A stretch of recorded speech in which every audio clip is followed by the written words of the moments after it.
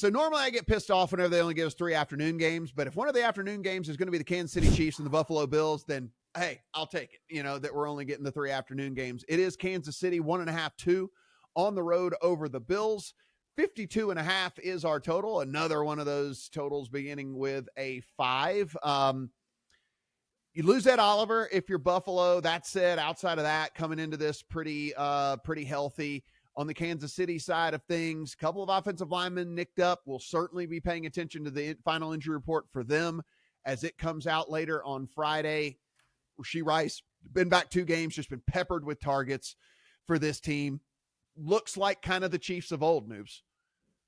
I was kind of torn with what you said at the beginning of the game here, that I was kind of pissed at first that this isn't Sunday Night Football, but you're right. This is the best game of the afternoon. I'm certainly not going to watch Jaguars, Raiders, or Saints, Rams. I'll have this on. We get a chance. I imagine this will be Romo and Jim Nantz on this game, which I love. That's one of the best announcing crews we have at this point. So I think this is going to be a great game. And just so many dynamics here. It's a team, they played each other once or twice pretty much for the last 3 or 4 seasons. The Bills have won pretty much every regular season game, while the Chiefs have won just about every game in the playoffs. So, just by that alone, the Bills should win this game. But they've been playing really poor football.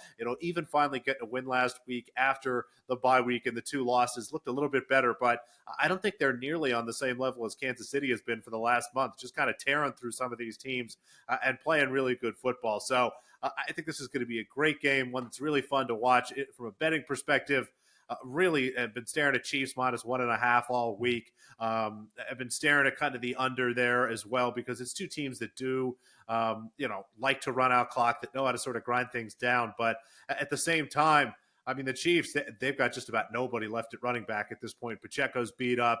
Kareem Hunt is really only good for 3 or 4 yards running straight at the back of the line. And Brashard Smith is basically a receiver back there. So it could be a lot of throwing the ball. So all that said, should be a great game. We'll talk myself into the Chiefs in some capacity probably, but haven't pulled the trigger yet.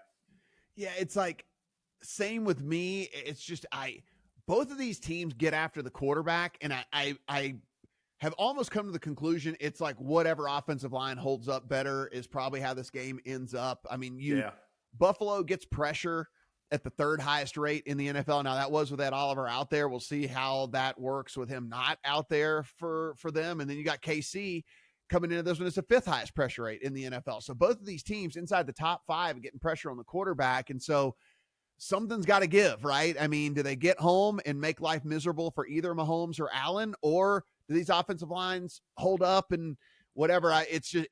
This one is, it's so cool. So great to see this game at this point in the season, but kind of under the radar because he's Mahomes and he just made it work and they were completions and all that. You go back and watch the All 22 last week.